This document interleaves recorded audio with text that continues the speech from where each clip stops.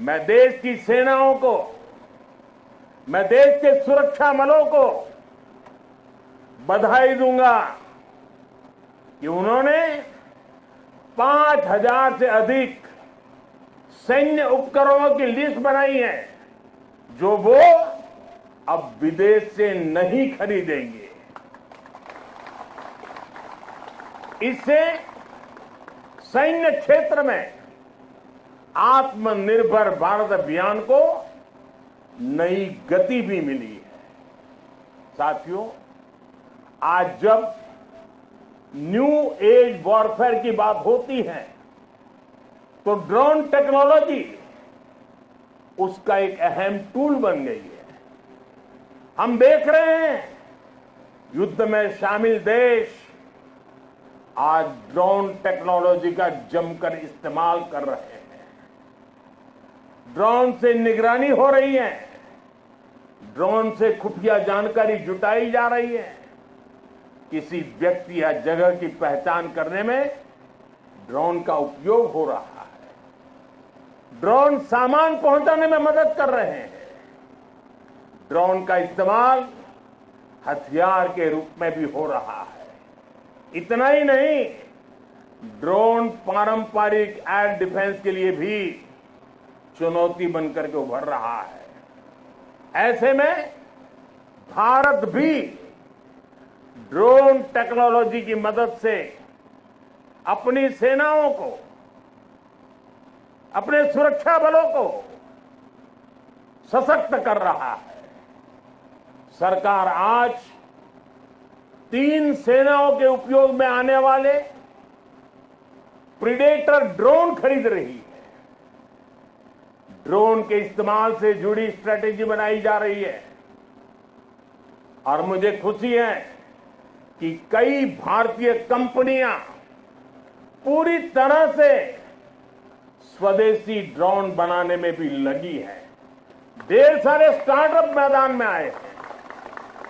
साथियों, आज युद्ध की प्रकृति बदल रही है।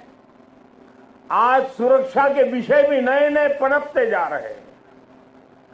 भविष्य की चुनौतियां और जटिल होंगी। इसलिए बहुत जरूरी है कि तीनों सेनाओं की क्षमताओं को, हमारे सुरक्षा बलों की क्षमताओं को एक दूसरे से जोड़ दिया जाए और खास करके हमारी तीनों सेनाओं के लिए उनका प्रदर्शन इस जोड़ने के प्रयास के कारण उनका सामर्थ्य कई गुना बेहतर हो जाएगा। और मैं कभी कभी कहता हूं कि एक आर्मी, एक एयरफोर्स और एक नेवी हमें एक नजर आते हैं, लेकिन उनका जब संयुक्त अभ्यास होता है तो एक नहीं 111 नजर आते हैं। सेनाओं के आधुनिकीकरण की इसी सोच के साथ chief of defence staff CDS की नियुक्ति की गई। इसने देश की सेनाओं को मजबूत करने में बड़ी भूमिका निभाई। अब हम इंटीग्रेटेड थिएटर कमांड की दिशा में बढ़ रहे हैं। इंटीग्रेटेड थिएटर कमांड के लिए एक ऐसा मैकेनिज्म तैयार कर लिया गया है जिससे सेना के तीनों अंगों के बीच और बेहतर तालमेल होगा। साथियों, हमारा संकल्प है नेशन फर्स्ट, राष्ट्र प्रथम। राष्ट्र की शुरुआत उसकी सीमाओं से होती है। इसलिए बॉर्डर इंफ्रास्ट्रक्चर का विकास देश की सबसे बड़ी प्राथमिकताओं में है। बीआरओ ने 80,000 किलोमीटर से ज्यादा सड़क का निर्माण किया है। लद्दाख और अरुणाचल प्रदेश में भी रणनीतिक रूप से महत्वपूर्ण सड़कें बनाई गई है। पिछले 10 वर्षों में बीआरओ ने 400 के आसपास बड़े पुल बनाए हैं। आप जानते हैं, देश के सबसे दूर दराज के इलाकों में ऑल वेदर कनेक्टिविटी के लिए हमारी सेनाओं के लिए टनल कितनी महत्वपूर्ण है।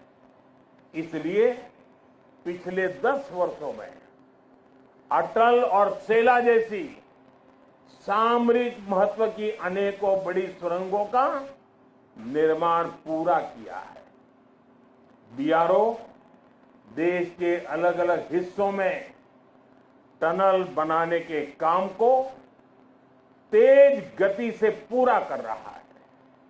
साथियों, हमने सीमावर्ती गांवों को आखिरी गांव मानने की सोच भी बदली है। आज हम उन्हें देश का प्रथम गांव कहते हैं। आखिरी गांव नहीं, वो प्रथम गांव है। वाइब्रेंट विलेज योजना के तहत देश के प्रथम गांवों का विकास किया जा रहा है। वाइब्रेंट विलेज यानी सीमा पर बसे ऐसे वाइब्रेंट गांव जहां वाइब्रेंट भारत के प्रथम दर्शन हो। हमारा देश का तो ये विशेष सौभाग्य है कि हमारे ज्यादातर सीमावर्ती इलाकों को प्रकृति ने विशेष आशीर्वाद दिया है। वहां पर्यटन की अपार संभावनाएं हैं। हमें उसे तराशना है, निखारना है।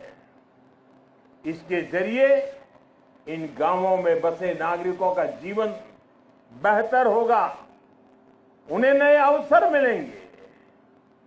वाइब्रेंट विलेज अभियान के जरिए हम ये होता देख रहे हैं।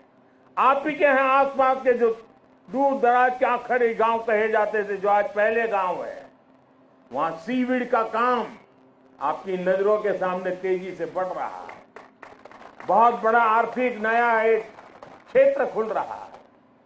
यहां मैंग्रोव के पीछे एक बड़ी ताकत हम लगा रहे हैं।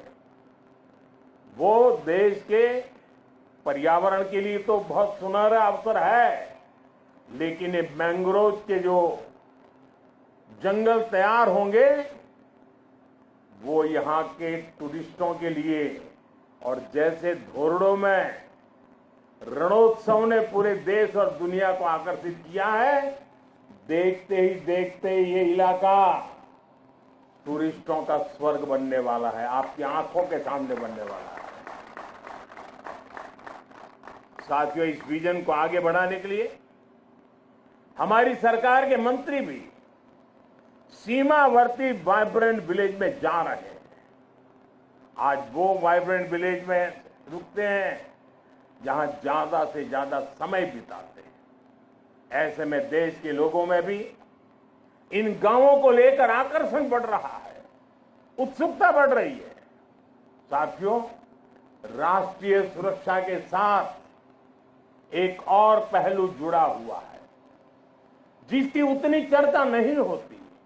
ये है बॉर्डर टूरिज्म।